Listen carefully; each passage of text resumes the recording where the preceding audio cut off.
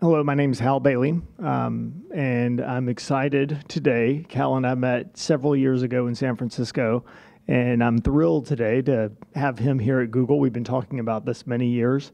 Two of the things that I think will resonate with most people here about Cal and his work are, one, he spends a lot of time and effort thinking about the digital revolution, how the digital revolution is changing both books, but also art in general. And then also he's been very vocal about freedom of expression, not just in the United States and the United Kingdom where it's easy to do that, but around the world as well. So he's got lots of interesting stories to tell us, and I'll hand it over to him. Great. Thank you very much. Sure. Thank you, Hal. Thank you, everyone. Good to see you. Thank you. Thank you all for coming today. We're going to have some fun today, partly because we're going to be talking a little bit about the world of cartoons, political cartoons, which innately should be fun. But also I'm going to have a little bit fun because the world of cartoons has been shrinking of late.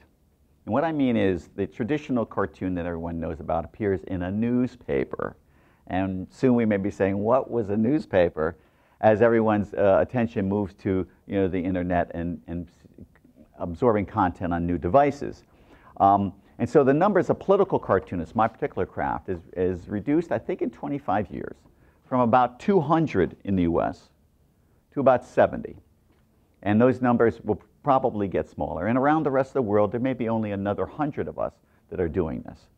But today we're going to change all that because in addition to me telling you a little bit about the world of cartoons that I reside in, showing you some cartoons, doing a Q&A. I'm also going to draw some of my favorite presidents that I've drawn over the years, but we're going to finish off with a drawing lesson where I'm going to teach everybody here how to draw Barack Obama, okay? So we're going to have like another 50 cartoonists by the end of the show. We hope that you guys will practice, and then we'll start a new revolution starting today, okay? So anyways, my world, editorial cartoonist. I have been with the Economist magazine for 35 years, and many of you have copies of the book that just came out about a month ago celebrating that fact. And during my career, both for the Economist and as cartoonist for the Baltimore Sun, where I have been, I've created over 8,000 cartoons.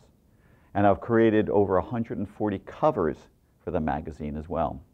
And I wanted to give you guys a little bit of insight into this very special type of creativity that's involved in my craft, which requires both the understanding of politics and art and done on a deadline.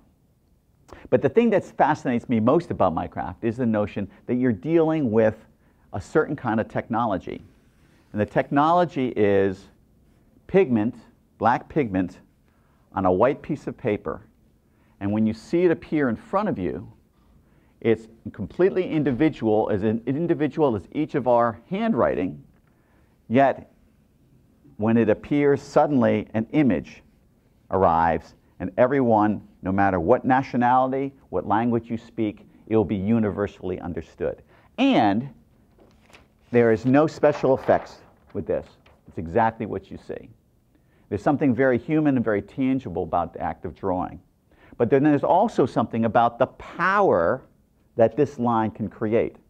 And we only have to think about what happened to a group of Danish cartoonists just a few years ago when they drew the Prophet Muhammad, where subsequent riots where hundreds of people were killed, and it caused an international outcry that still is an open wound today. So besides the fact that there's a magic to this line, there's also a power to this line. And I'm going to share with you guys a little bit of the insight of what it's like to be a cartoonist, some of the skill sets involved, some of the background stories that go into it, particularly with my work with The Economist. And then we'll have some fun doing some drawing as well. So I thought I'd start. I think it's a really important thing when you're dealing with artists. It's really important to look at their early work. You get some sort of sense of where they come from. And I'm going to show you this cartoon, which is a seminal cartoon of mine, very important cartoon, which I drew when I was 6 years old, okay? So now this cartoon is important. You might see it's got Abraham Lincoln, Gettysburg Address.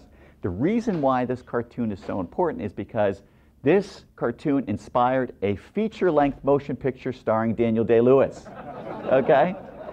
It's a really important piece. But here's what's cool about this. See, at age 6, everybody in this room is drawing. right? We are all drawing. But somewhere between 6 and 13, most people drop off. But we all have that in us, that capacity to use lines to dictate reality, to translate reality. It's all something that we absorb life through lines. And for me as a cartoonist, I'm actually a professional 6-year-old. I kind of stayed with this world of lines. So after graduating from Harvard, I spent the next 11 years living in the UK. But I started as, you're not going to believe this, a semi-professional basketball player. Okay? I was taller back then. But I also, when the team was having financial trouble, I went on the streets and started drawing caricatures. And one of the things when you're a street artist, you get to see hundreds, if not thousands, of faces. And you see people of all different nationalities, all different shapes of heads, all different ages and ethnicities, and you learn to deconstruct and understand the complexities of the face. And the unfortunate thing, though, is I was doing this to raise money.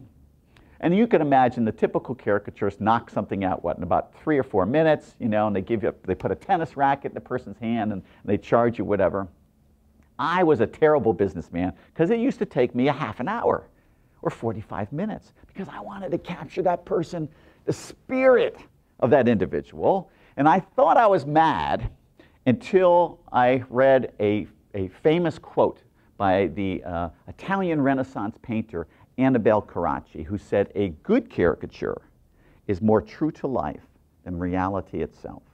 And it's this whole idea if you can get to the soul of someone through a caricature that's always inspired me. So when I started working for the Economist magazine back in 1978, I now was no longer drawing holiday makers, I was now drawing policy makers. And I was beginning to realize and understand that the cartoon, the caricature, was not just a source of making humorous assertions of people on the streets, but now you're taking on powerful people and you could knock them down a notch. And over this time, I've drawn practically every major politician over the years, certainly every American president. And some American presidents obviously offered more scope than others. And I also found that the caricatures I was drawing were not simply representations of the individuals, but they also were telling stories. This cartoon, for example, appeared on the cover of the magazine, The Economist, not long after Hurricane Katrina, but it was a metaphor of how the Bush administration and their policies were also falling apart in the same way that the country was. And this is the only cover in over 150 years The Economist ran with no words on it. And then, of course, caricatures of individual presidents who I've drawn change over time, partly because we all change over time, but we've also seen how Obama's changed. This is what he looked like in 2008 when he ran the first time. You guys remember this guy, the upward-looking, the optimistic, the hopeful president. And now, 5 years later, this is what he looks like, okay? So the weight of the job and the gravity and gravitas are kind of pulling its way and taking a toll on the face. And so the drawing can tell the story. And the other thing that I learned when I was watching caricatures over time was that people's shape of your head is the most distinguishing characteristic that you have. And so someone like John Kerry, who got a very long face, was made it good for caricature. And there's other guys like Joe Biden here, where the smile gives a shape of its own and creates the fundamental part of the recognition of the face. Now, it's also a point that I discovered over time that the caricatures are not just reflecting the important people of the news, but they can also be educational components where they're telling the readers who are the important people that you should know about. So someone like Nancy Pelosi, who everyone wouldn't necessarily recognize if she walked into the room, or Senator Reid of Nevada. You know, but these are important people. If you put them in cartoons, then people say, oh, maybe I should know who these people are. And then there's election years where we have new candidates coming along and new challenges for the cartoonist and the caricaturist. So I was in the UK, like I said, for about 11 years, and I hadn't been there for very long before I realized that, you know, as an American living abroad, you are held personally responsible for everything that goes on in this country, right? So as a result, I became more aware and more interested in politics to try to figure out what was going on. partly because I learned that every taxi driver in London seemed to know more about American politics than I did, that I figured that I need to get my game up. So I got this new interest in politics, and I combined it with my interest in cartoons to become a political cartoonist. Here I was using caricature, the skill set that I really thought was really one of the most powerful tools at the disposal of a satirist. But I was also using it as a way to get your interest into a cartoon. At that point, I deliver a message, and that makes the good cartoon. So because my job is not really to make you laugh. My job is to make you think, using humor, using caricature, but using it as a vehicle for a message. And after that, hopefully, making you challenge your thoughts and your ideas on the important events of the day. So I would use caricatures. I thought caricatures are great. To quote another famous person, another great British philosopher named Mary Poppins, a spoonful of sugar helps the medicine go down. And because we are animals, and we are wired to look at faces, whereby our eyes are scanners, our brains are hard drives, and all we do is every time we look at a person, we're eyeballing them, or assessing them to see if they're friendly, if we like them, are they attractive, you know, would I like to go out with them, or whatever. You're thinking, your brain is processing this information instantaneously. The caricature is a thing that brings your eyeballs into the cartoon, and when you have them in there for 5 or 6 seconds, then you can deliver your message at the same time. So now I'm going to show you some of the other tools, in addition to caricature, that we cartoonists use to get our messages across. So one of them, of course, is symbols. The donkey and the elephant, most famously in the United States, represented at 2 different parties. Use them, of course, in many cartoons. Oh, this one cartoon, for example, did in 2010 during the midterm elections. Normally when the opposition party gains an upper hand, we might expect to see the same cartoon again in 2014, perhaps. Although I never recycle cartoons, I want to make that clear. All right, so here's another famous symbol, our friend Uncle Sam. So this cartoon I did after a visit to Cuba in 1999. And there you can see Uncle Sam. He's got his megaphone. He's going, "People of Cuba, why stick with that dictator idiot Castro when you can freely elect your idiots like we do?" So, and that was during the time of the Monica Lewinsky nonsense and all that stuff going on in the background there. And then this cartoon about Uncle Sam, one of my favorites, is Uncle Sam, you know, what foreign enemies think Americans are looking for? World control. What Americans are really looking for is remote control. All right? Again, our good friend Uncle Sam. Now, there's also, of course, cartoons that are not funny at all. As I live the job of an editorial cartoonist, I live within 2 polarities: editorial that is serious and cartoon that is funny. And every day when I approach my cartoons, I put myself on a different part of that spectrum according to the appropriateness of the subject matter. And you guys all have to think back to what it was like in the United States after 2001 and the bombings in New York. And any of you who have lived abroad in countries where they've had major terrorist activity, is that it's not a lot of humor to be found. At those times, you have to resort to other of your skill sets. This cartoon, for example, I did a few days afterwards, and it's about terrorism. And it's about the beast of terrorism that is both visible and invisible, a beast that you will not slay, but one that must be engaged just the same. But eventually, over time, humor does find its way back into the discussion. And actually, I think humor is an important part of the healing process. And cartoonists often lead the way, being some of the first people to approach this sort of thing. And here's a cartoon I wanted to show you that tells you a little bit of a story about what happened after 9/11. And in fact, in 4 panels, it tells the entire story of the decade-long Iraq War. All right, so it starts off, we have Uncle Sam, who thinks he sees weapons of mass destruction, and he's going in. And once he's in there, where'd they go? They weren't here. And oh, it's worse than I thought. And then finally, oh, there they are. We finally found the weapons of mass destruction. And they're not exactly where we thought they were. And you're mooning the giant. That's right. So here what's interesting, too, is that note this employs yet another tool for for the cartoonist, and that is narrative storytelling. Most of the cartoons you've seen up to now had a single panel. This one went over several panels. You're telling a story. So being a cartoonist, you also have to be a good storyteller. You have to be not only good with pictures, but you have to be good with timing. This, by the way, I just wanted to show you is what Iraq looks like today, okay? This is much more of where we stand, where Iraq is trying to set off after the U.S. is pulling its hands away, but it doesn't look like it's going to move so steadily. I'll also add, for those of you who've spent any time in England, you may know in England, well, here in the U.S. we say, on your marks, get set, go, right? In England they say, ready, steady, go, and hence that's why this is ready, steady. If this was done for the Baltimore Sun, it would have said, on your marks, get set, and then everyone would have known what happened.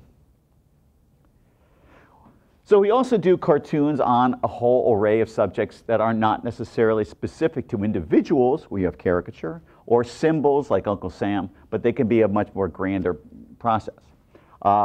This brings me around to the point of saying that when you're a cartoonist, the world is our bailiwick. We have to cover everything. All the other writers and columnists and newspapers, they usually have certain specific niches.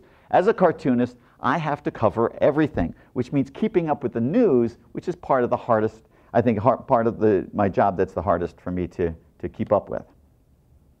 We have to do very sensitive subjects as well, like religion. Okay, here's a cartoon I want to show you about religion. It says, up in heaven, it says, "Hello, Lord Almighty's office. Michael the Archangel speaking. May I help you?" And a voice from off stage says, "Who is it?" It's Pope John Paul II on the line. Again?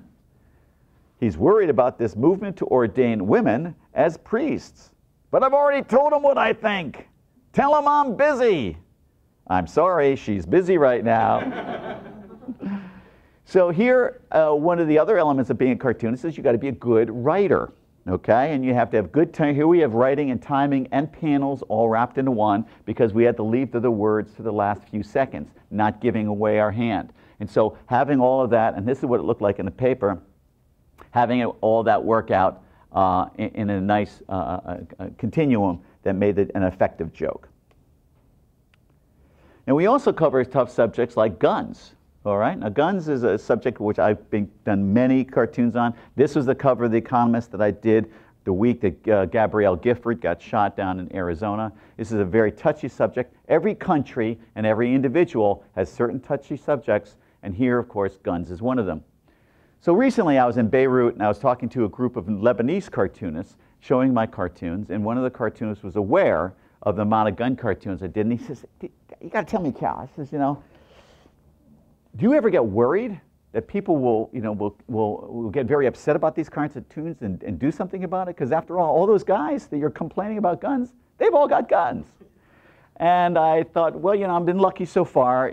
I've had cartoonist colleagues both here and abroad who have been threatened and this sort of thing. But it's not been such an issue for me. But then another Lebanese cartoonist perked up.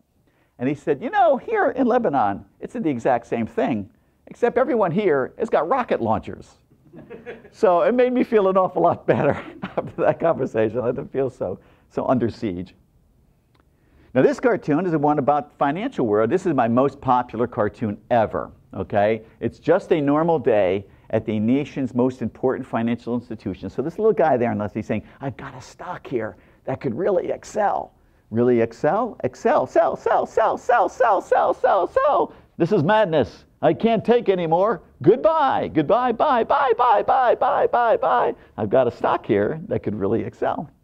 So anyway, so this cartoon appears 1989. It appears Baltimore Sun, New York Times, Hill Tribune, starts picked up by other newspapers, and the next thing you know, I'm getting phone calls, scores of phone calls from stockbrokers, okay? And they're saying two things. One, they want a copy of this cartoon, and two, this is exactly what it's like. This is what they all say, okay?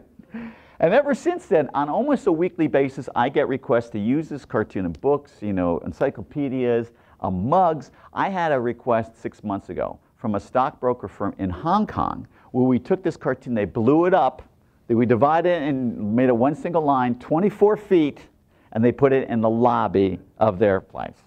So it's amazing. Some cartoons can really hit a raw nerve if you get it right. And some cartoons, of course, we're always about trying to getting things down to their simplest, but sometimes keeping things complex are also great ways to tell the story. So this is about Obamacare, navigating U.S. healthcare. Before Obamacare, this is what it looks like, and after Obamacare, this is what it's going to look like. So it's a great way of telling a story in pictures. So this is kind of what I thought your relationship to China is here, between Google and China. There is nothing more annoying than on the web than an unwanted pop-up, and it's a Chinese dragon kind of finding its way into everything you do here. So anyways, for the outside world, this is what we think you guys at Google are like. You don't have your shoes on, okay? You always got a hat on, and you're always just tapping away. So I hope I'm going to learn something, so the next cartoon I do in Google will be a little bit more representative, okay? So we're always, as cartoonists, we're always ingesting as much information as we can about the subjects we're covering.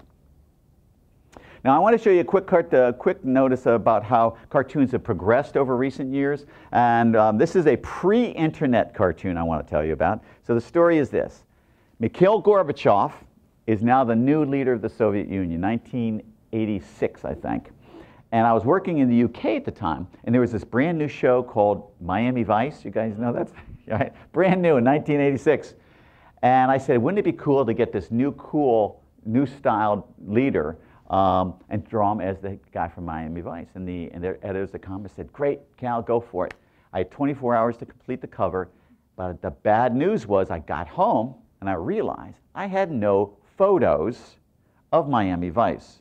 And in those days, if you didn't have any photos, you had no photos. There was no way to get anything. And so I turned to my wife and I said, well, what are we going to do? So what did we do? The typical thing, we went shopping. We went out and bought some clothes, and this is me modeling for the actual cartoon, and there the cartoon. Of course, that's not my car. That's not really my car, but those are my clothes that Mikhail Gorbachev is wearing in the cartoon. So that was pre-internet. All right, so here's a cartoon post-internet. So the story with this cartoon took place about 5 years ago. I was on vacation in the Bighorn Mountains of Wyoming, northeast Wyoming. And I made the mistake of checking my email, right? There was a note from The Economist saying, Cal, we left a sketch for us that we really liked about the overconsumption of oil between the United States and China, and would you please paint it? We want to put it on the cover this week. So I get back to them with a note and I say, guys, there's 3 problems. First, I'm on vacation. Second, I don't have any paints with me. And third, I'm in the middle of nowhere, right? So I figure, you know, that kind of will settle the score. But then they get back to me and say, Cal, see what you can do and call us in the morning. So I'm going, oh, man, all right. So I'm at a dude ranch, right? And so I go talk to the dudes. And I go, dudes, where can I get some paints? And they said, well, there's this dirt road, 10 miles, go down there, there's a pharmacy. In the back of the pharmacy, there's a lady, she likes to paint. Go talk with her. Go find the lady. She gives me a little kids pack, you know, the little 6, little round little things. That's what I got, a little 6-pack of kid paints, 1 piece of watercolor paper. And I go back to the kitchen table of the dude ranch and I do this. Now notice the primary colors here. It's a very basic colors in this, right? And then I scan it on my portable scanner, laptop, you know, email it like dial up. 5 hours later, it arrives in London. But the key thing was that 2 days later, being The Economist, this appeared in every country around the world, okay, from the mountains of Wyoming. And ever since then, and actually before, wherever I am in the world, I'm always doing my cartoons for The Economist. And it's a very easy thing, particularly compared to was when I first started with The Economist. I was in 1978. I worked in the UK. I came back to Baltimore to York in the United States in 1988, and the internet was just in its early days. And I pioneered the use of sending my cartoons to London from Baltimore. But in those days, a 400K file would take 3 hours to send. And now, of course, we can be anywhere in the world and I can send my cartoon. All right, so a lot of people ask me, all right, how do you do your cartoons? All right, so one thing is I'm constantly trying to ingest as much information as I can from a whole variety of sources. You know, TV, the web mostly, radio is really great, and of course you're reading some magazines as well. But keeping up is really tough.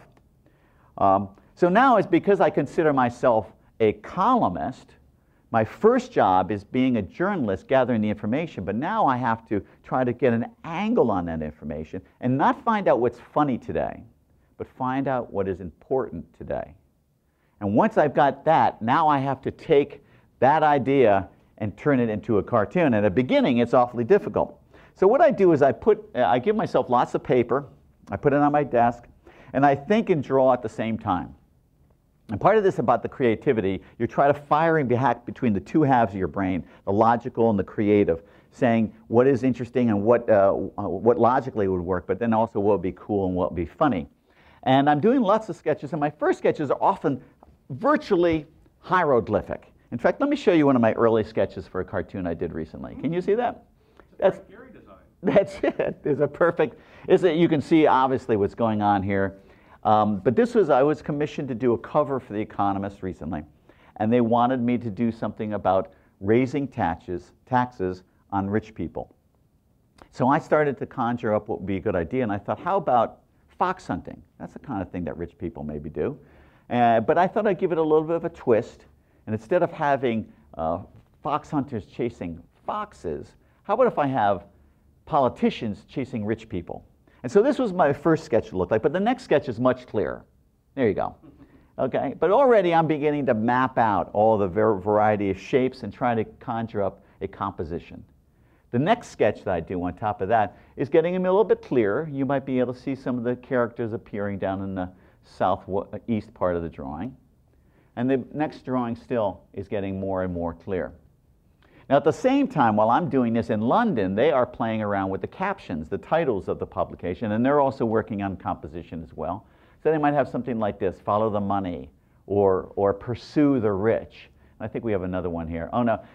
Next, once we've settled on the pencil sketch, I now am working on the color, including creating the caricatures that are going to go in it. And here you can see the Barack Obama version. And finally, when I painted it all, it looks like this in watercolor.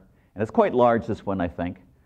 And this whole process between this, actually the original sketch that I showed you, and this finished color cover is 36 hours. Okay, 36 hours from that little sketch and all those iterations. So one of the things about being in my craft is that you have to love deadlines. Not everyone loves a deadline. We live on daily deadlines. I mean, we're creating art and commentary on a deadline. In fact, I tell people never go to the pub with a cartoonist, because we will wait till 1 minute before closing time before we offer to buy you a drink. Because we just love deadlines. It's just the way that we operate. So now a little bit onto technology. I wanted to tell you guys a little bit about it. You know, we're always concerned about what's happening to newspapers because it's the natural home of cartoonists. But my senior thesis at university back in 1977 was a 13-minute long animated cartoon. Back in the old day when you had to hand draw, cells after cell after cell. And the first thing I want to show you here is that I've been an artist in residence at UMBC, which is a university near Baltimore, and I've been exploring some cool stuff in animation. But I'm going to start off with this. There's going to be a 30-second television commercial I'm going to show you here. Aired in 1986, won several international animation awards. It was done with the help of Richard Williams, who is the animation director for Who Framed Roger Rabbit, and won several other awards. And it stars Margaret Thatcher and Neil Kinnock, who is the Labour at the time. Have you considered that some newspapers treat politics with a trace of bias? One side always right, the other side always wrong. Or the other way around. Today will show all politicians without bias, not as saints or devils, but ordinary people.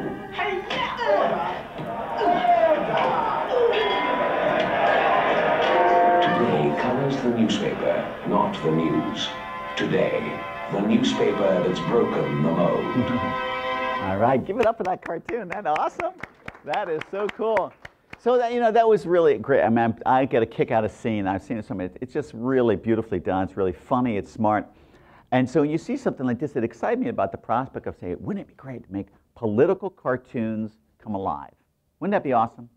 But in those days, there's a problem because this took 3 months to make, 700 some odd drawings, and the prospect of being able to do something about news, where news is changes like this, but animation was so slow that it didn't seem possible.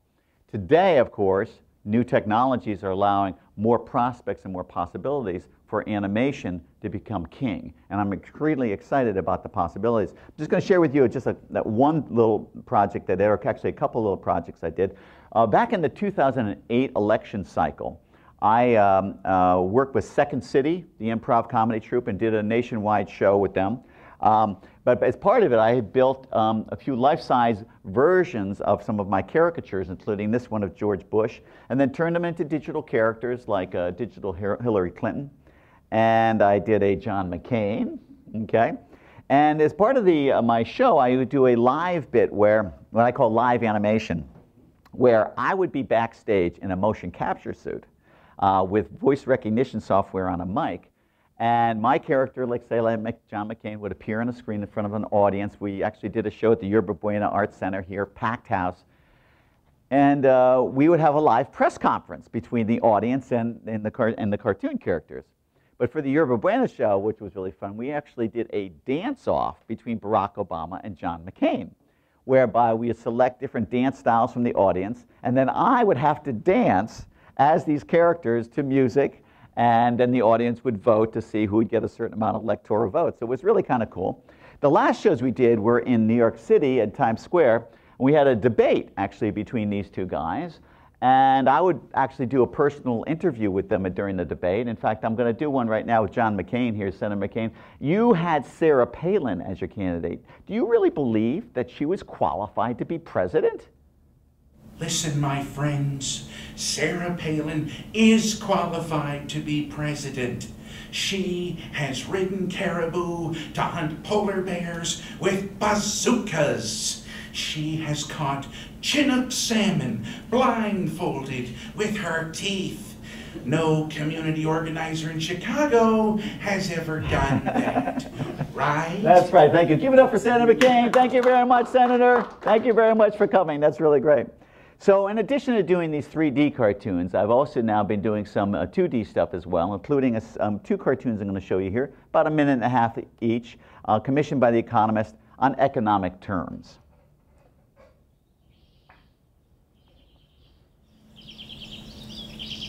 When the price of an asset rises faster than can be explained by economic fundamentals, it creates a bubble. Famous bubbles include tulip mania in Holland during the 17th century, when the prices of tulips reached unheard of levels, and the South Sea bubble in Britain a century later. Here, speculators, which included a vast array of citizens, including parliamentarians and the King's mistress, drove up the share price of the South Sea Trading Company with disastrous results. There have been many others since, including the dot-com bubble in internet company shares that burst in 2000, and the bubble in house prices, which when it burst in 2007 helped to trigger the recent global economic downturn. Economists argue whether bubbles are caused by the irrational behavior of crowds, aided in part by savvy speculators, or are the result of misinformed consumers who assume the inflated prices are sensible. Whatever their cause, bubbles do not last forever and often end not with a pop, but with a crash. There we go. All right, get on to we got another one coming here. One more to show you.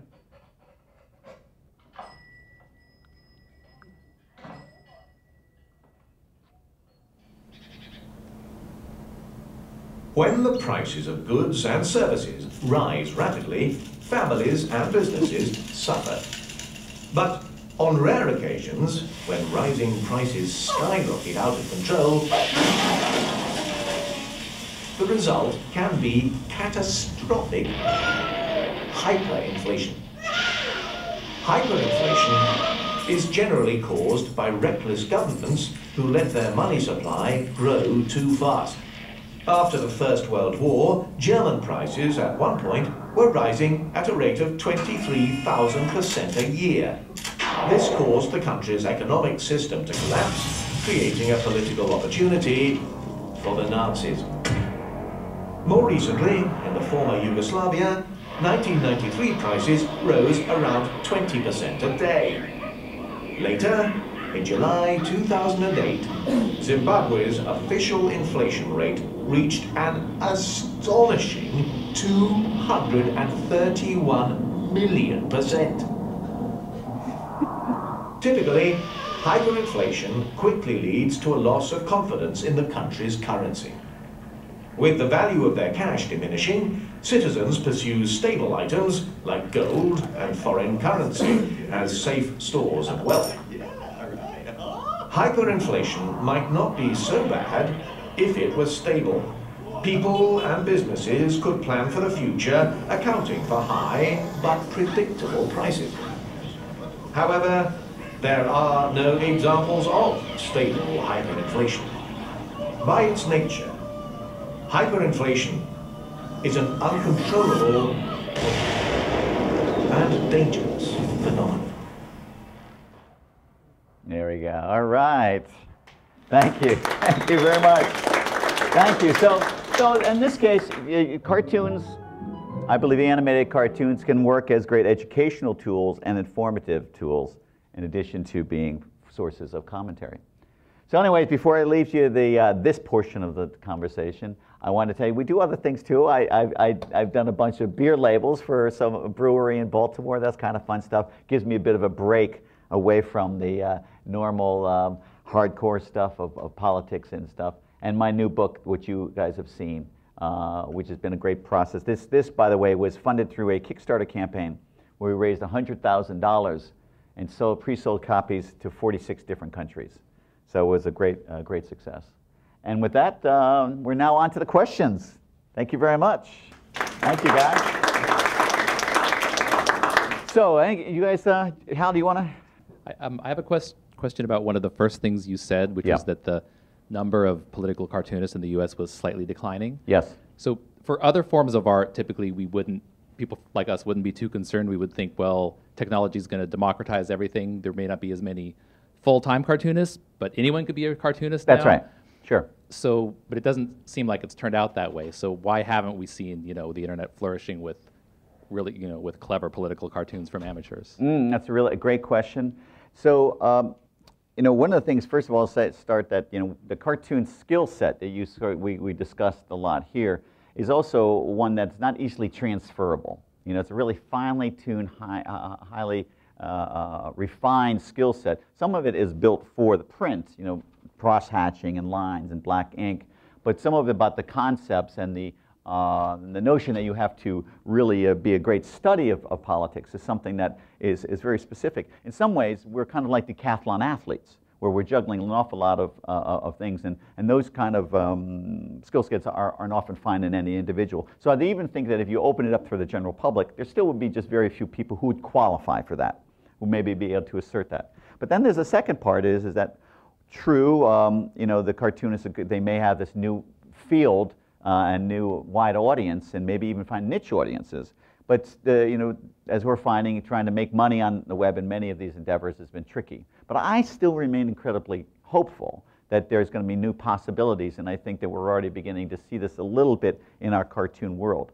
But I'm also seeing that the young people, anybody under the age of, say, 25, who didn't grow up reading newspapers, that cartoons like the one I produce are not magical to them in the same way it was for my generation. What's magic to them is animation or things that they've seen both on the web but also on television, and they might gravitate in that area. We're also seeing lots of individuals who are able to express their views on lots of different outlets. And so maybe there's we were for a long time when you had only a very few newspapers and only a handful of letters to the editor that could ever get into a newspaper, that the cartoonist often spoke for the volumes of other people who felt misrepresented, and they really loved what a cartoon could do. And so now maybe other people are taking those voices. But I feel confident that the history of mankind trying to express itself in pictures is something that's gone back to the days of cave painting, and that with the new opportunities and possibilities, people will find ways to make that work. And so I feel encouraged, even though the official professionals as we define them are shrinking now. It'll probably get worse before it gets better, I believe. But I do believe strongly that will get better. Yeah, I was curious about memes and this Yes. idea that photo illustration has Yes. become the cheap trick for that, but curious of inspiration. But but on a more serious note, another trend you were talking on these last two cartoons is that you're doing things that are less opinion and more factual or training oriented. Right. And what's funny is what came to mind as we were watching the bread rocket through the sky was Salman Khan and the Khan Academy and the kinds of whiteboard chalk talks or Yes. Mm-hmm. so on. Right. And that linked to another one, which is that where is the room perhaps, clearly the best art here has been where opinion or you're taking an aspect of someone's character or you're doing something subjective. But where might there be room for objectivity in terms of trying to tell stories, facts, and possibly data visualization? Because we're seeing an incredible amount of innovation in budget moving, say, from editorial cartooning to editorial data. You've probably seen that in The Guardian, amongst other institutions. Right, right. And where might there be opportunities in your own work to try and work more with data without turning into like USA Today cartoon charts? Yeah, no, I think that there is going to be more opportunity with that. Of course, the thing is that when you have animation, it gets a little bit more expensive. But the animation software is getting faster, and then there's also different. I told you before that I'm a storyteller, basically, using narratives and using pictures and so on. And there's more kind of storytelling software that's becoming available. That we're going to see different kinds of cartoons, I think, that are going to be easier to assemble and then become more relevant on the web. But I think that in the end of the day, whether you're working for Pixar or you're working as a cartoonist, you can have all the great technology behind you. It's your storytelling, the capability of storytelling that brings value to that sort of thing. And so as a result, one of the things that the cartoonists tend to have, that's where they are wired best. They're best at storytelling. Speaking of storytelling Yes. and technology, Yes. can you tell us a little bit about your app, Daggers Drawing? Yes, that's right. In fact, I have Apurva Shah who helped design the app for me. And actually, I'm going to ask you maybe, we'll get the mic over here to talk over. So I have a new app that just got launched about a week ago. Daggers Drawn. It's called Daggers Drawn, but there's a problem with it that it's not available on a really great platform. Do you want to pass the mic over here and so we could, you want to talk a little bit about it? I'm sorry about that. What platform would that be? That's right. All right. Hi, great to see everyone here. Right now it's an iOS app. Hopefully we'll do an Android version soon. But it's built with the company I founded. It's called Vamex. It's a storytelling platform actually, and we took Cal's book, which is beautiful, has these great illustrations in it, and actually try to create, rather than having just an e-reader experience, create a complement to the book. So it has a lot of video footage from him, where he provides insight on the cartoons and some of the, economic terms that you saw as well. And it tries to create an experience where you can be more interactive with it. So please check it out. So my question was, has any politician ever accosted you because of your caricature of them? Right. Well, it's really interesting about this because obviously in many parts of the world, the defining characteristic of freedom of expression is whether you can draw the head of state. And, but because you can draw the head of state, that doesn't mean they necessarily like it. And, but a smart politician like Ronald Reagan would have the cartoonist come to the White House and would enjoy having his face drawn by everybody around him. But ever since then, because wanting to control the message, every major politician tries to keep cartoonists at a distance.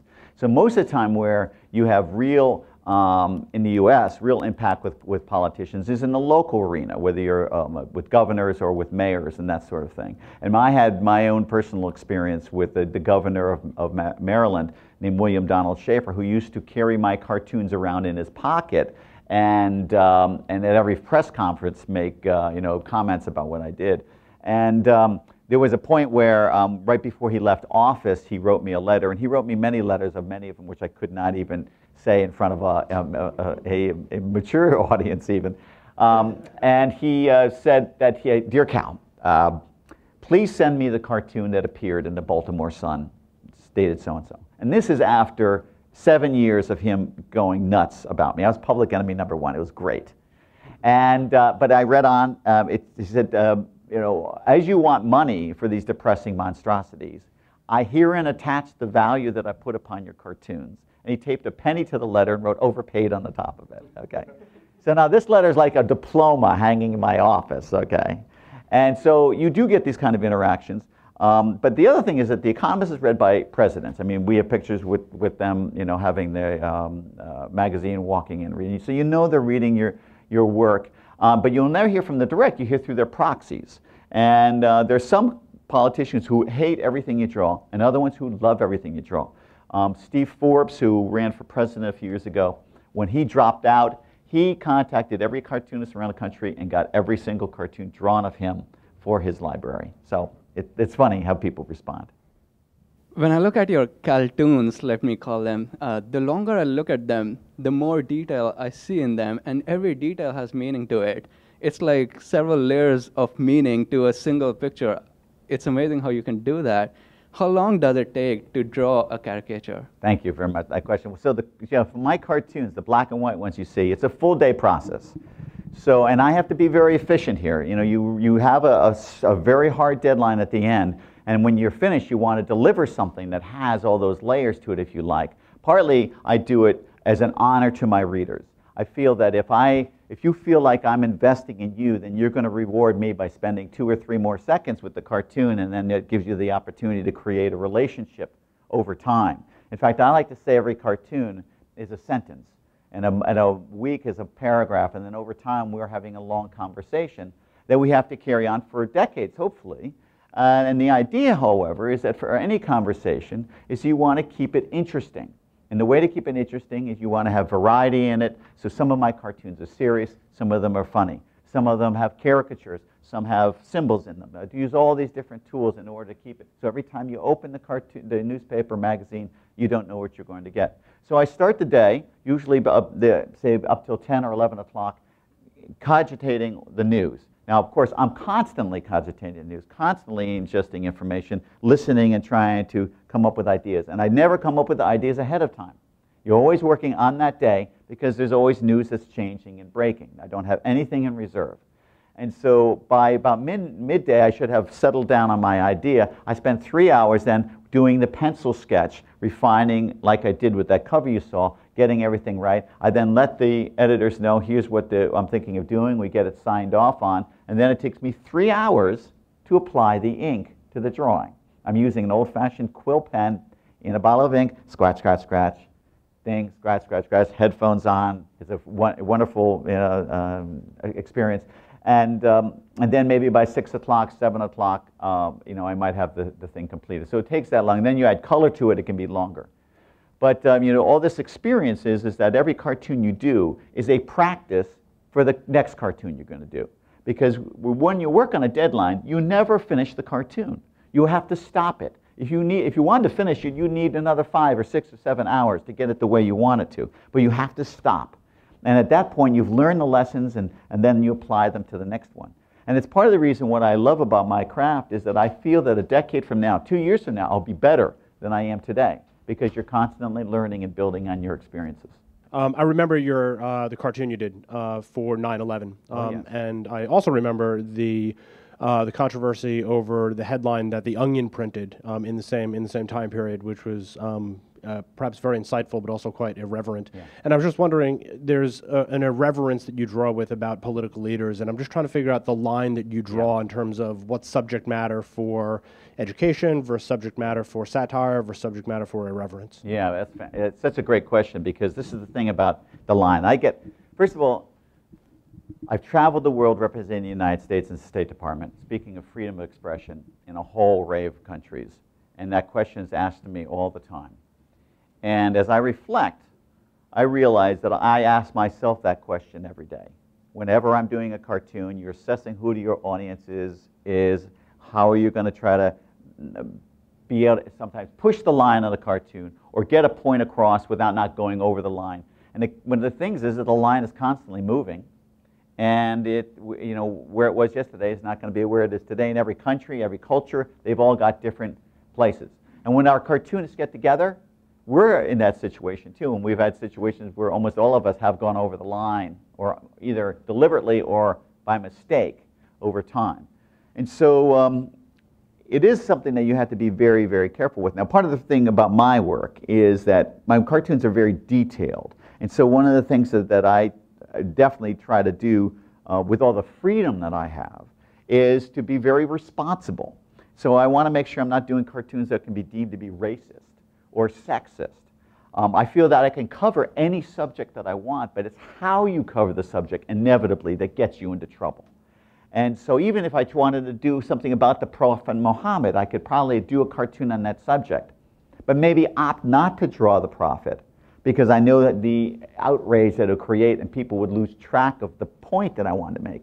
Because in the end of the day, I want to be an effective commentator. I want to get a point across, and I want to engage the opposition. I don't want to be speaking to the converted.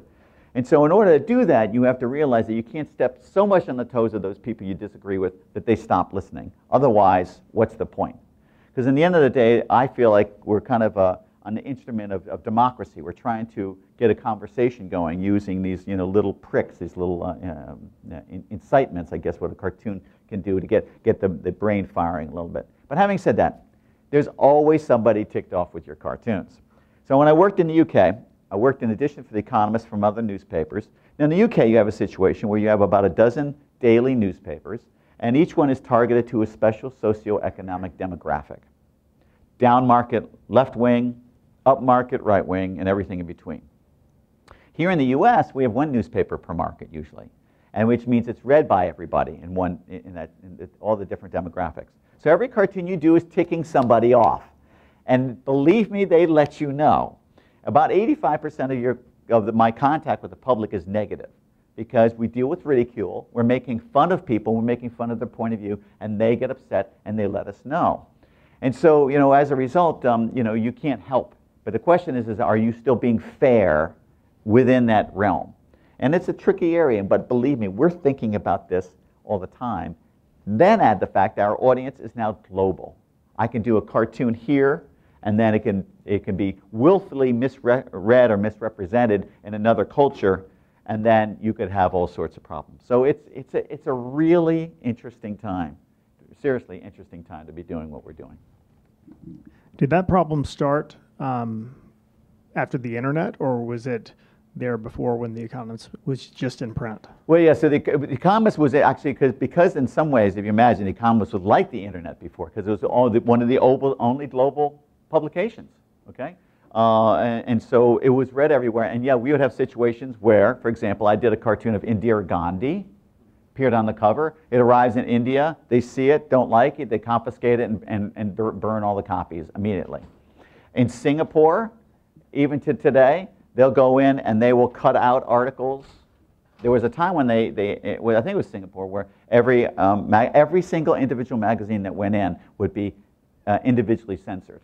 This article will be blacked out, this picture will be cut out. And there's still some countries where that happens today. So, and some of it, also even The Economist will do a cover. Now, some of The Economist covers can be a little bit edgy, and it will be well understood in certain parts of the world and not understood at all in other parts of the world. And you can also imagine, too, that now with The Economist, we get comments online, is that we do our article, we do some sort of major article about China, Russia, Iran, and I think there's maybe in one other country. They have a legion of government-paid, trolls who just go out there and bombard you with all of their, opinions and so on and so forth. So, you're going to get reaction, when you're global anything, I guess. Well, good. Well, how about some drawing? This will be that. Now we get to do some fun stuff. I'm going to do some drawing here for you guys, and I'll be around too. If anybody has any questions afterwards, want to chat, and I'll also be happy to sign your books there. Okay, so let me find my fabulous tool. Okay, my magic machine, the ink machine that I've got here. So so I'm going to draw some of these guys, and I've drawn these guys thousands of times, so I can draw them fairly quickly. And as I told you before, these things take me a long time. But I couldn't, for example, draw my own father from memory. And it's because I haven't drawn him many times. When you draw somebody, it registers in a different part of their brain because you've had the opportunity to evaluate their face, break it down, work it into an equation. So actually, these guys I can do quickly, but it's only because I've done them 1,000 times. And I'm going to start with Al Gore. He's one of my favorite guys because he invented the internet, for example, and he's a guy who collects cartoons, And I have seen him up close a few times, and so I can tell you the shape of his head is something like that. Okay, so that's kind of Al Gore right there. That's right, that's right. And so Al Gore, he's got kind of Ronald Reagan kind of hair. That kind of goes like this, right? He's got ears from Star Trek, right? They kind of go like this, right? He's got nose, a straight bony nose, flared nostrils like this. Kind of goes like this. He's got a little Elvis mouth, kind of go like this, like this. And already you can start to see him appear in front here. So anyways, here's the thing about Al Gore. Like I said, I've seen him up close. And many people think that he lost the 2000 election in Florida because of a few hundred votes. And I'm telling people, that is not the reason why he lost. Al Gore lost the election in Florida because Al Gore has got the eyes of death, right? The eyes of death. That's what he looks like, really. If you see him up close, that's kind of where he is, all right? Seriously. Okay, poor Al, poor Al. All right, who would like this? Anybody want this? Who wants the drawing? Here you go. All right. Okay. All right, so the next one we'll do is, I'll keep on the Democratic theme. We'll do John Kerry. So John Kerry's got the long face thing, right? I was telling you guys about. So he's got kind of, he's got a long face, he's got a long face, he's got a long face. He has got a really long face, and you know, I'm thinking maybe that's not right. Let's try this, okay. All right, okay, so this is better here. All right, so this goes like this, and then he's got it here, and his nose is like this, and then his eye goes like this, and then he's got the hair, the Brillo pad hair, that kind of goes like this, and his ears kind of go like this, and then this connects down like this, and there's a line here, line here. What do you think? John Kerry, what do you think? Not bad, not bad, not bad. All right, who wants a long cartoon for their office? Who wants it? Anyone? Who wants it? Put your hand up. Who wants it? Back there, okay. All right, actually, you'll get the next one. You'll get the next one. All right. All right. John Kerry, Al Gore, okay. Oh, Bill Clinton. Let's do Bill Clinton. All right, so here's the thing. I am a method cartoonist. And you guys have heard of method actors, right? Method actors, they get into the part and the character. Well, I get into my cartoons. And my wife, who shares a studio with me, she goes crazy because I start talking like George Bush or Ross Perot, and so all these people. But anyway, so Bill Clinton is a great person to get into his head. Although inside his head, believe me, there's a lot of crazy stuff going on inside there. So I'm getting into him, and I start talking like him. And Bill Clinton, he's got this kind of pug nose like this, and a little teeth that look like a bunny rabbit, like sticking like this. And he's got little cheeks here, and he's got his eyes. He's got and he's got lots of bags. Have you noticed recently? Poor guy, lots of bags, which is a problem because he travels so much, and they charge for every extra bag. It's very terrible, bad, really bad. Poor guy, yeah. Yeah, there you go, okay. So, and his hair's very white now. That's right, I never did that thing I told everybody about. That's right. And his chin, he's got a kind of the big Bill Clinton chin like this. And the thick neck and something like that. What do you guys think? Is that Bill Clinton? Not bad? Not bad? All right. Somebody had his hand up way back there really early. I mean, yeah, sorry, there you go, mate. There you go. Bill Clinton. Bill Clinton, all right. All right, Bill Clinton. All right, so let's try, George H.W. Bush. Now, I'm going to do him twice. I'm going to do him first, what he looked like when he first came into office. And here's the thing. When somebody first comes into office, the caricatures of them look like the photographs. They actually are close to that, but in time, the cartoonists and you, the cartoon-consuming audience, gets to know the face so well, and we can start pulling it apart. And then at the end of 4 years, the caricatures and the photographs don't look anything alike. You put them next together, you go, but everyone knows who it is. So let me show you what it looked like he started, and then I'll show you what he looked like after 4 years. So when he started, this is a profile. This is the top of his head here and his hair. And this is the back of his head. Hair going down here. Yeah, nothing particularly sensational there. He had a pretty big forehead. He had a nose that was kind of a little bit sharp like this. Eyes went down like this, crow's feet coming out here, a few lines going up. He had an upper mouth that went like this. He had these little grisly teeth down like this.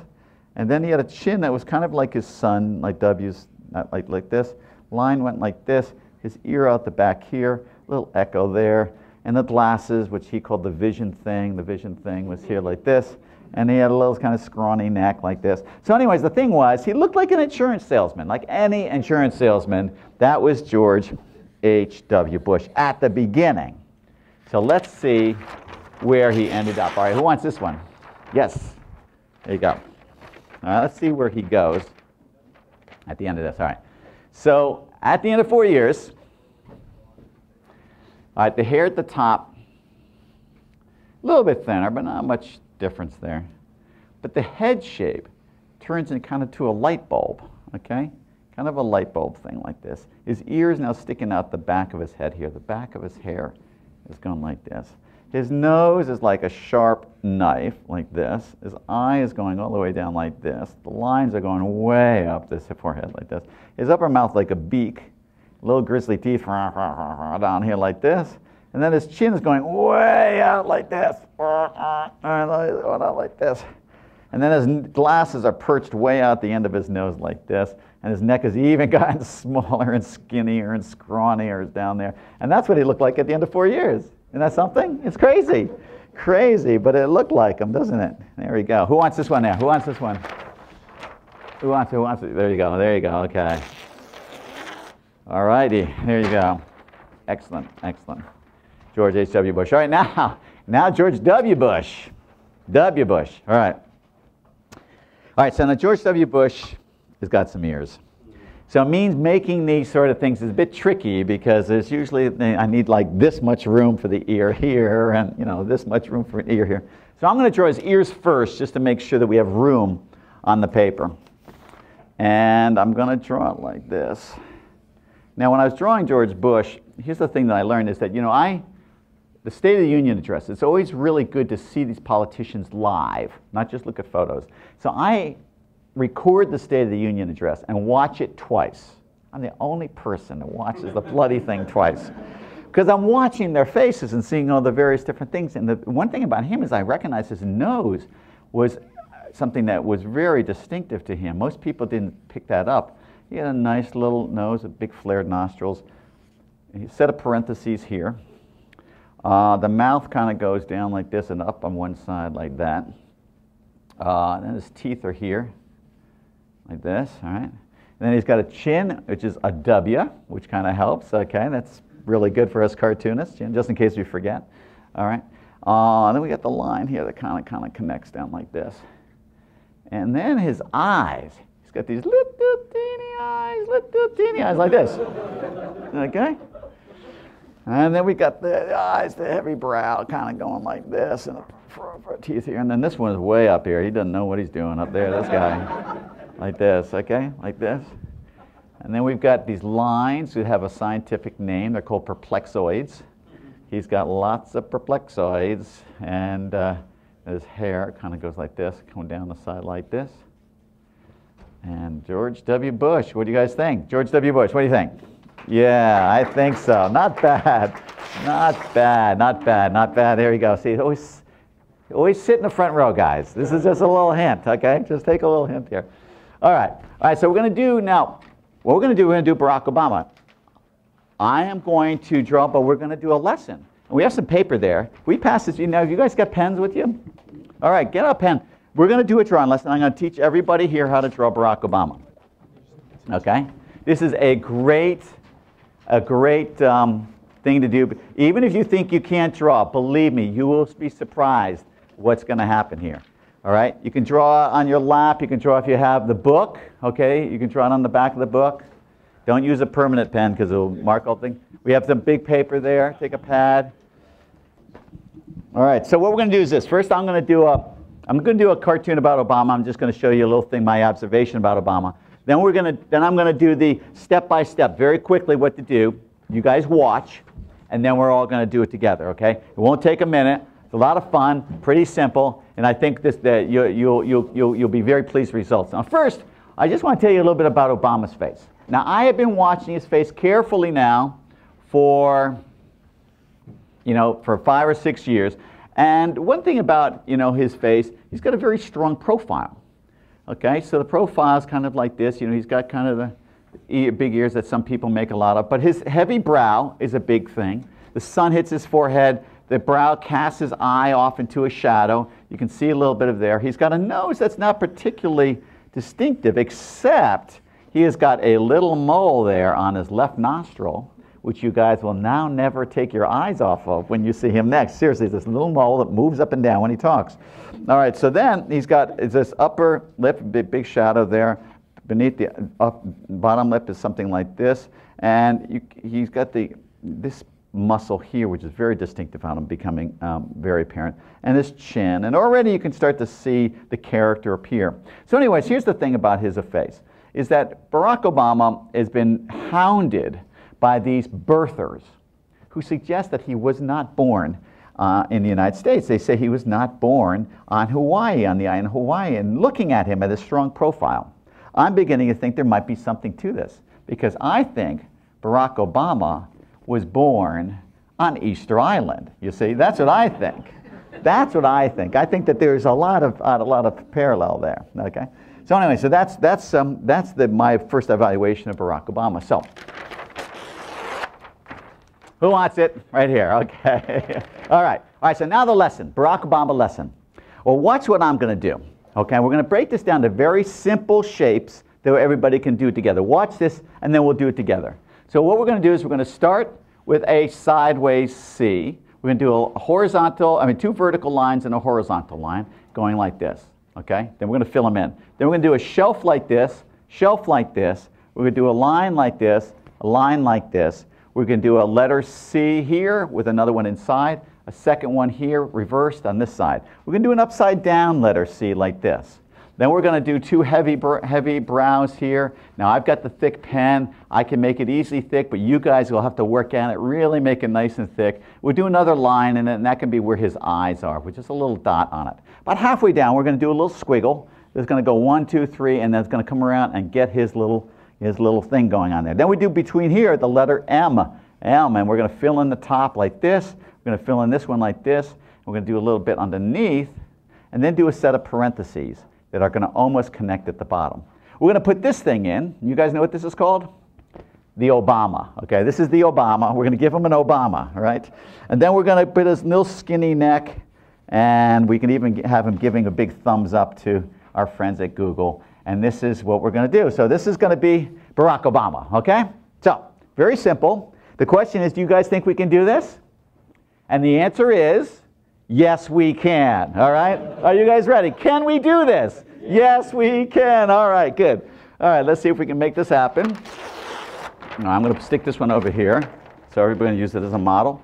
All right, are you ready? So we're going to do this. We're going to start with a sideways C like this.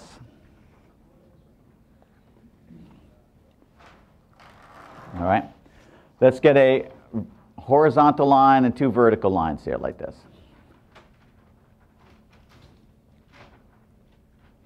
And we fill those in with additional texture for added realism. Okay, for added realism. All right, let's get a shelf sticking out like this and another shelf sticking out like that. And then let's get a line coming down like this and then a line coming down like that.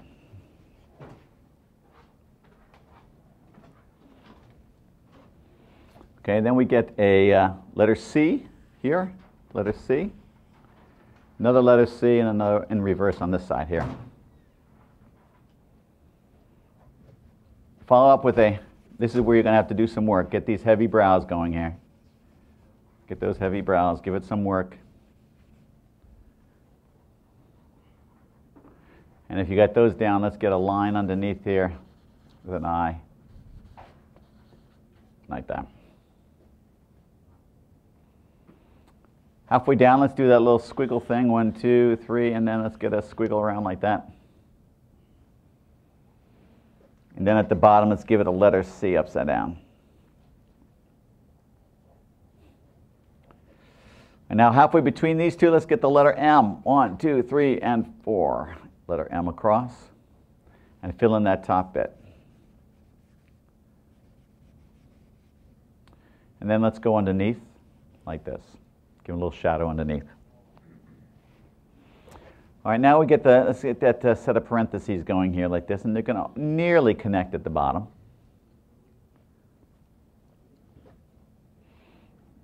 And we can give him that little skinny neck.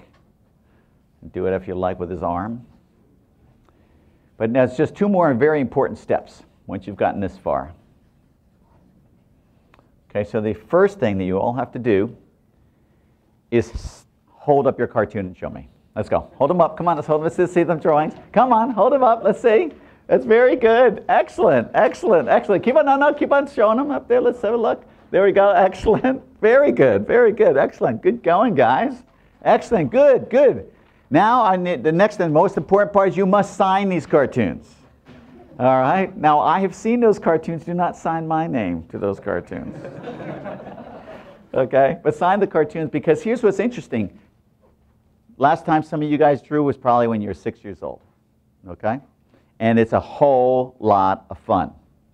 And here's the thing about drawing is that it's kind of a latent muscle in your brain. Particularly as we got so much technology at our disposal, this very tangible physical thing of letting your brain connect to your hands and produce something out of nothing is magic. If you want to be a magician, the best and easiest way to do it is to draw.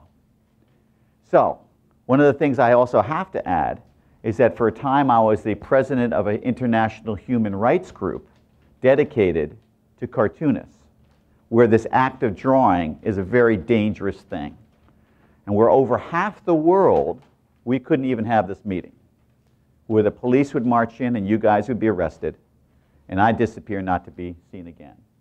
And it seems kind of funny that cartoonists could have this happen, but the crime that we would be all doing is laughing at our own head of state.